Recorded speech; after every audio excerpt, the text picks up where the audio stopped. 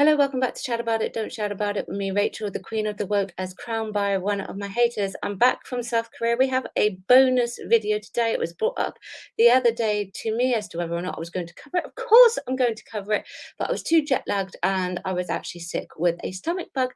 But now I'm feeling a bit better, so I've decided to not wait until Monday and I'm going to do this as a bonus video for you on a Saturday.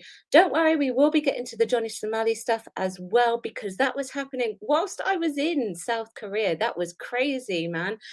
But we are going to talk about everybody's favorite actress who has taken to Instagram to talk about the one and the only winner of the American vote and the president elect, Donald Trump. Yes, Rachel Zegler was very disappointed and decided to go off on one while she was actually performing her Romeo and Juliet play that is appearing on Broadway. And let's just say it didn't go down too well and it resulted in an apology. Now, wait until the end of this video because I will talk about the apology then, but let's cover the bit that I actually haven't covered already. So, this is what she posted on election day when Donald Trump was the winner. I find myself speechless in the midst of this. Another 4 years of hatred, leaning us towards a world I do not want to live in, leaning us towards a world that will be hard to raise my daughter in. That's a hypothetical daughter, by the way.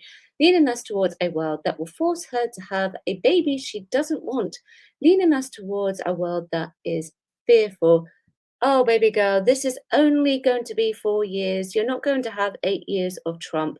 Listen, if I can hack it out in like what 10 plus year 14-year conservative government, then I'm sure you can survive this. And I'm currently living through a Labour government and I'm somehow miraculously surviving that. Listen, National Raving Loony Party in the UK was all the way forward until they got disbanded.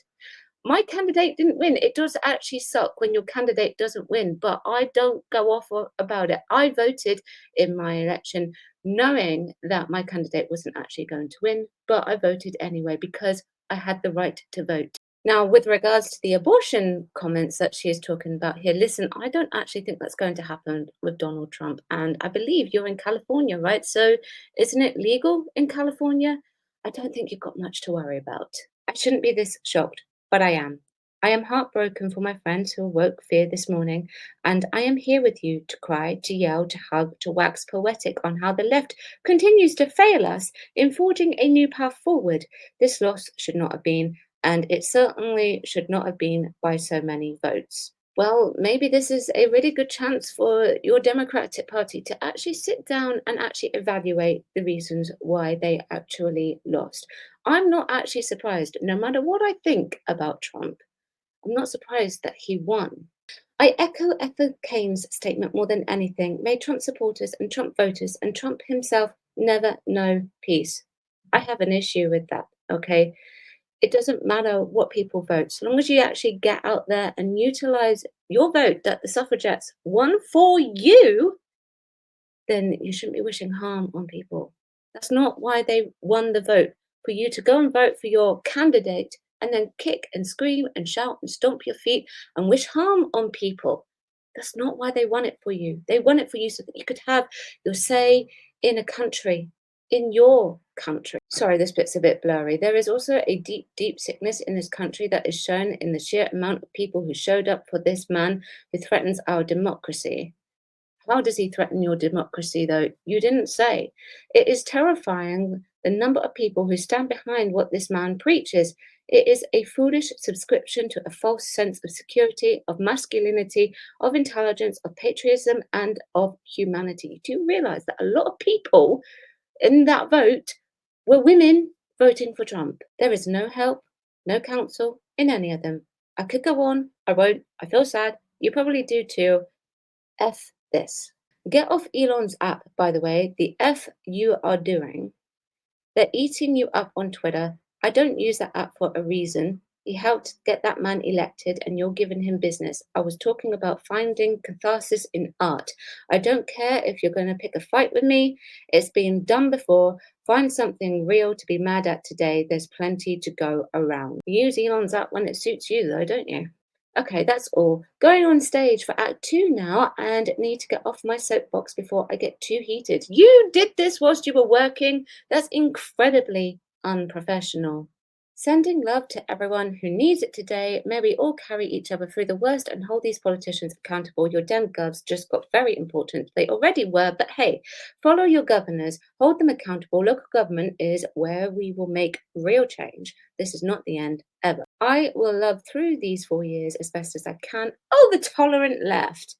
F. Donald Trump. So you will love through these years, except for people who actually voted for Donald Trump and Donald Trump himself. How very kind and considerate of you. Listen, you all know what I think about actors making their stances known on politics and things like that. But the thing is, they are doing it in this day and age, and it doesn't ever bode well.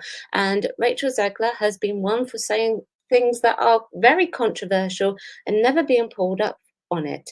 Now, Gina Carano, on the other hand, was fired for much less than this. And if she had actually switched out any of this with the words Biden, Rachel Zegler is, if she had switched this out with Biden, Kamala, and made it all about the fact that the Democratic Party had won, then guess what? She would have got fired as well. But because this is about specifically the Republican Party, she didn't get fired.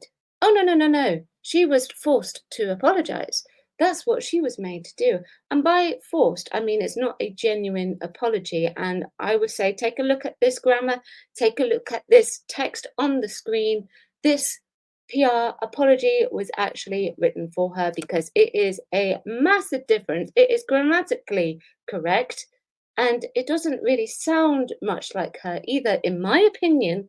That's just my opinion. And this was probably coming from the powers that be because guess what?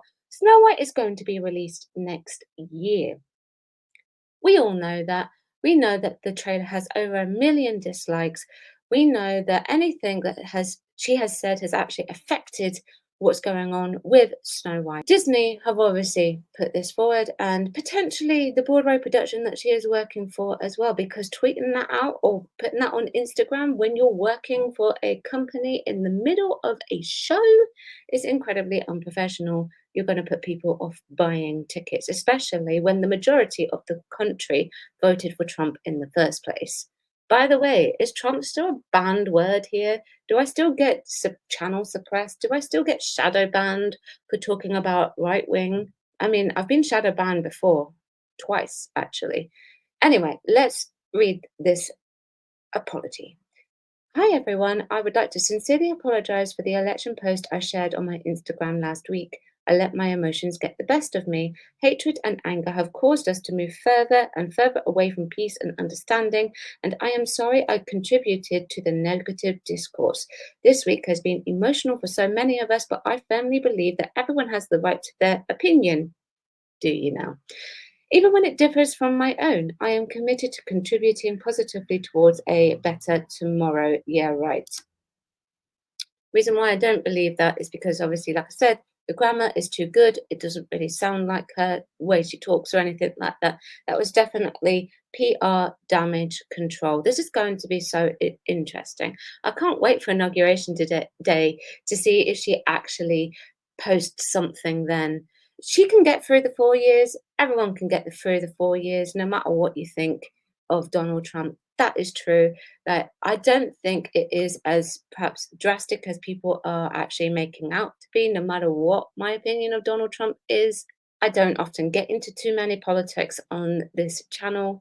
At the end of the day, your candidate didn't win. It sucks that your candidate didn't win. I get it. I understand that. But what you can't go and do is run around shouting and screaming and basically saying that people should never know peace. Because at the end of the day, that's not why the suffragettes won the vote for you. Let me know what you think. Chat about it, don't shout about it. There will be a rerun on Sunday of the War Games review in its entirety. I've done that just to give me some time to catch up with the Doctor Who episodes.